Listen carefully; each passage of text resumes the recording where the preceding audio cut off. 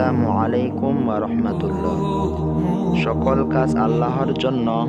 আমরা সকল কাজ আল্লাহকে খুশি করার জন্য করব। আপনাকে আমাকে সৃষ্টি করেছেন আল্লাহ। আমাকে আপনাকে বিভিন্ন নিয়ামত দিয়েছেন আল্লাহ। পৃথিবীতে আমরা ছিলাম না, কিছুদিন পর থাকব না। আমরা আল্লাহর কাছ থেকে এসেছি, আবার আল্লাহর কাছেই ফিরে যাব। আল্লাহ আমাদের এই জীবন দিয়েছেন পরীক্ষা করার জন্য।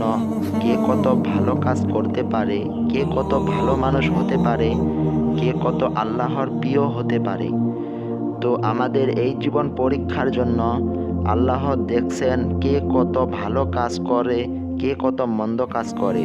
সাথে সাথে আল্লাহ এটাও দেখছেন আমরা যে ভালো কাজ করি তা কি আল্লাহকে খুশি করার জন্য করি নাকি মানুষকে দেখানোর জন্য করি।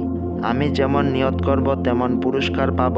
আল্লাহকে খুশি করার নিয়তে করলে আল্লাহ পুরস্কার দিবেন, চির সুখী জান্নাত দিবেন।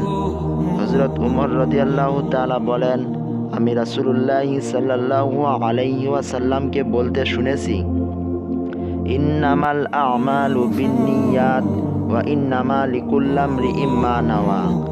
আমলের প্রতিদান দেওয়া হবে নিয়ত অনুযায়ী, প্রত্যেকে তাই পাবে যা সে নিয়ত করেছে। সহিহ বুখারী হাদিস 1। মুমিন বুদ্ধিমান, সে আল্লাহকে খুশি করার জন্য ভালো কাজ করে, আল্লাহকে খুশি করার জন্য মন্দ কাজ থেকে বিরত থাকে। কারণ আমাদের ভালো কাজের ও মন্দ কাজ থেকে বিরত থাকার পুরস্কার তো দিবেন আল্লাহ। সুতরাং আমার সব কাজ হবে আল্লাহর জন্য, আল্লাহকে খুশি করার জন্য। আল্লাহর জন্য এবং আল্লাহকে খুশি করার জন্য কোনো কাজ করাকে বলে ইখলাস।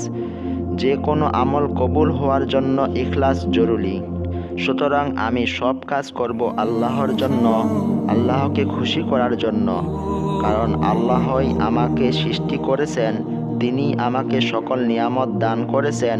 মৃত্যুর পর আমি তার কাছেই ফিরে যাব, তিনি আমাকে আমার আমলের পুরস্কার দিবেন।